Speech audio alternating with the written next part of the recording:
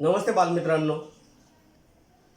आज आपण थोरांची ओळख हा पाठ शिकणार आहोत. आपल्या भारतात आणि महाराष्ट्रामध्ये थोर क्रांतिकारक, थोर समाजसेवक, थोर अशा विभूती होऊन गेल्या. त्यांच्या कार्याचं महत्त्व तरुणांना समजावं आणि तरुणांनी समाजसेवेसाठी, देशकार्यासाठी पुढे यावं. मानवसेवा हीच देशसेवा समजून त्यांनी देशकार्य करावं, असा या पाठाचा उद्देश आहे. आज आपण थोरांची ओळख या पाठामधून डॉक्टर खानखोजे यांच्याविषयीची माहिती जाणून घेणार आहोत. मुलांनो, पान नंबर 26 वर बघा. थोरांची ओळख, डॉक्टर खानखोजे. थोर क्रांतिकारक व आंतरराष्ट्रीय कीर्तीचे कृषीतज्ञ डॉक्टर खानखोजे यांच्या शेतीमधील प्रयोगांची उद्बोधक माहिती या पाठात दिलेली आहे. ते आपण जाणून घेऊया. या पाठाचं आपण प्रकट वाचन करूयात. गदर क्रांतीचे प्रणेते ते मेक्सिको शेतीतले जादूगार असा प्रवास करणाऱ्या डॉक्टर पांडुरंग सदाशिव खानखोजे उर्फ भाऊ यांचं सारं आयुष्यच विस्मयकारी घटनांनी भरलेले आहे. तात्या आजोबांच्या मांडीवर बसून लहानगे भाऊ सतत स्वातंत्र्य लढ्याविषयीच्या कथा ऐकत असत. भाऊ हे आजोबांचे तसेच आईचेही लाडके होते. भाऊ प्राथमिक शाळेत जाऊ लागले, तसेच मित्रमंडळीही वाढू लागले. भाऊ व त्यांच्या साऱ्या मित्रांची माडीवरच्या खोलीत बंद दाराआड बसून काहीतरी खलबत चालायची. इंग्रजांना व त्यांच्या सैन्याला कसं पळवून लावता येईल याचे डावपेच ते आखत असत. लहानपणापासूनच इंग्रज सरकार विरुद्धचा तीव्र असंतोष भाऊंच्या मनात होता. इंग्रजांना देशाबाहेर काढल्याशिवाय देशाची परिस्थिती सुधारणार नाही, म्हणून त्याविरुद्ध लढा द्यायचा असं भाऊंनी मनोमन ठरवलं. पुढं खेडोपाडी जिथे संधी मिळेल तिथे भाऊ स्वदेशी चळवळ, भारतीय इतिहास, भारतीय स्वातंत्र्य या विषयांवर भाषणं देत असत. स्वातंत्र्यासाठी कार्यरत असताना भाऊंनी शिक्षण योग्य प्रकारे पूर्ण करावं, लग्न करून संसार करावा असं वाटत होतं. परंतु भाऊंचं मन वळवण्यात वडिलांना यश आलं नाही. स्वातंत्र्य लढ्यात सक्रिय सहभाग असणाऱ्या लोकमान्य टिळकांच्या भेटीसाठी भाऊ पुण्याला गेले. तिथे त्यांच्या सहवासात ते राहू लागले. त्यांच्या सहवासात राहणं ही भाऊंना मोठी पर्वणीच वाटत असे. भाऊंना रणशास्त्र शिकावं, टिळकांनीही त्याला अनुमती दर्शवली. इंग्रज सरकारच्या आधुनिक शस्त्रास्त्रांनी सज्ज अशा सैन्याची टक्कर द्यायची असेल तर परदेशी जाऊन आधुनिक लष्करी शिक्षण घ्यावं असा टिळकांनी त्यांना सल्ला दिला. सन 1906 साली लोकमान्य टिळकांच्या सांगण्यावरून त्यांनी मायदेश सोडला. अमेरिकेतील सान राफाएल येथील लष्करी शिक्षण देणाऱ्या अकॅडमीत भाऊ दाखल झाले.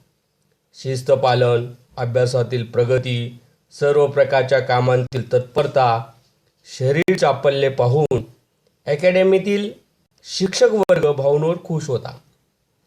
लष्करी शिक्षण घेत असताना कोणतीही उणीव राहू नये म्हणून ते प्रयत्नांची पराकाष्ठा करत होते. 1910 साली टमालपेस मिलिटरी अकॅडमीचा डिप्लोमा त्यांना मिळाला. भारतीय बहुजन समाज शेतकऱ्यांचा आहे.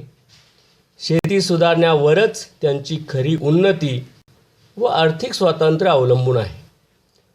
कृषक व श्रमजीवी एकत्र आले तर इंग्रजांना सहज देशातून घालवून देऊ शकतील असा विश्वास होता. शेतीच्या निमित्तानं बहुजन समाजात क्रांतीचा प्रचार करता येईल अशा विचारानं त्यांनी शिक्षण पूर्ण करायचं ठरवलं. वॉशिंग्टन स्टेट कृषी महाविद्यालयात त्यांनी पदव्युत्तर शिक्षणासाठी नाव नोंदवलं. 1913 साली त्यांनी मास्टर ऑफ सायन्स MS ही पदवी मिळवली. कृषी शिक्षण घेत असताना त्यांनी अमेरिकेत क्रांती केंद्र काढली. गदर उठावाच्या आखणीत ते आघाडीवर होते. लाला हरदयाळ, पंडित काशीराम, विष्णू गणेश पिंगळे, वीरेंद्रनाथ चट्टोपाध्याय, भूपेंद्रनाथ दत्त हे क्रांतिकारक त्यांचे सहकारी होते. सशस्त्र लढा संघटित करण्यासाठी त्यांनी Japan, America, Canada, Iran, Moscow, Berlin अशी भ्रमंती केली आणि अपार साहसे अंगावर घेतली. कृषीशास्त्रात डॉक्टरेट प्राप्त केल्यानंतर मेक्सिको येथील सरकारी कृषी विद्यालयात त्यांची प्राध्यापकपदी नेमणूक झाली. त्यांच्या अध्यापनाचा लौकिकही वाढत होता. जमीन आणि पिके या विषयात त्यांच्या शब्दाला मोल आलं. जेनेटिक्स या विषयात त्यांचा दबदबा वाढला. राष्ट्रीय प्रदर्शनात मिळालेल्या प्रथम पुरस्कारामुळे त्यांचा लौकिक अमेरिकेतील भारतीय विद्यार्थ्यांपर्यंत पोहोचला. अध्यापनाव्यतिरिक्तच्या वेळात त्यांनी त्यांच्या प्रयोगशाळेत आणि प्रयोग क्षेत्रात गव्हावर अभ्यास सुरू केला. त्या प्रयोगांतून त्यांनी गव्हाचे विविध वाण तयार केले. पावसाळ्यात आणि उन्हाळ्यात येणाऱ्या गव्हाची संकरित जात, तांबेरा न पडणारी आणि बर्फालाही दाद न देणारी, विपुल उतारा देणारी जात, अत्यंत कमी पावसात भरपूर उतारा देणारी जात इत्यादी. डॉक्टर खानखोजेंचा जेनेटिक क्षेत्रातला अभ्यास, जमीन आणि पिके या बाबतीतले प्रयोग, गव्हावरचे संशोधन इत्यादी लक्षात घेऊन मेक्सिकन सरकारच्या शेती सुधार मंडळाने त्यांना आमंत्रण दिले. संपूर्ण मेक्सिकोचा अभ्यास दौरा करावा, सर्व ठिकाणच्या कृषी संस्था, संशोधन केंद्रे पाहावी, शेतकऱ्यांच्या भेटी घेऊन त्यांच्या अडचणी, अनुभव, विचार समजून घ्यावे, सुधारा या कामगिरीवर डॉक्टर खानखोजेंची नेमणूक झाली. त्यांच्या दौऱ्याची मेक्सिकन सरकारने व्यवस्था केली. या दौऱ्यानंतर त्यांनी मेक्सिकन जनतेचे मुख्य अन्न असलेल्या मक्याची पैदास आणि दर्जा वाढवण्याच्या दृष्टीने संशोधनाला सुरुवात केली. मेक्सिकोतील तेवसिंतले ही निरुपयोगी वनस्पती आणि मका यांचे संकरण करून त्यांनी तेवो मका ही मक्याची नवीन संकरित जात निर्माण केली. एका मक्याच्या ताटावर 30 कणसे आणि ती डाळिंबाप्रमाणे पूर्णपणे भरलेली. अमेरिकेत यशस्वी झालेले मक्यासंदर्भातील प्रयोग त्यांनी मेक्सिकोत राबवले. त्यामुळे मेक्सिकोत मक्याची लागवड आणि पैदास उत्तमरित्या वाढली. पण सरकारने 1930 सालचा राष्ट्रीयदृष्ट्या महत्त्वाचा ठरणारा आणि संशोधनासाठी असणारा पुरस्कार देऊन डॉक्टर खानखोजेंचा गौरव केला. गहू, मक्यानंतर त्यांनी तूर, चवळी यांचे विविध वाण तयार केले. सोयाबीनची लागवड करण्यास शेतकऱ्यांना प्रोत्साहित केले. शेवग्यावरही संशोधन केले. शेवग्याचा पाला, मुळ्या, शेंगांतील बिया आणि त्या बियांपासून मिळणारे सुगंधी तेल यांचे महत्त्व विशद करणारी पुस्तिका प्रकाशित करून सामान्य लोकांपर्यंत पोहोचवली. अपार देशप्रेम असणारा एक क्रांतिकारक, शेतकऱ्यांविषयीची कळकळ असणारा एक कृषीतज्ञ म्हणजे डॉक्टर पांडुरंग खानखोजे होय. हा मुलांनो, आता आपण या पाठामध्ये आलेले काही नवीन शब्द आणि त्यांचा अर्थ जाणून घेऊयात. बघा फळ्याकडे. प्रणेते म्हणजे प्रेरणास्थान, प्रेरणा देणारे. त्यांना प्रणेते असं म्हटलं जातं.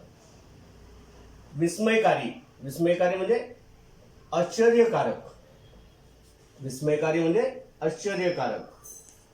तीव्र, तीव्र म्हणजे उत्कट किंवा कडक. असंतोष, असंतोष म्हणजे असमाधान, म्हणजे समाधानी नसलेले.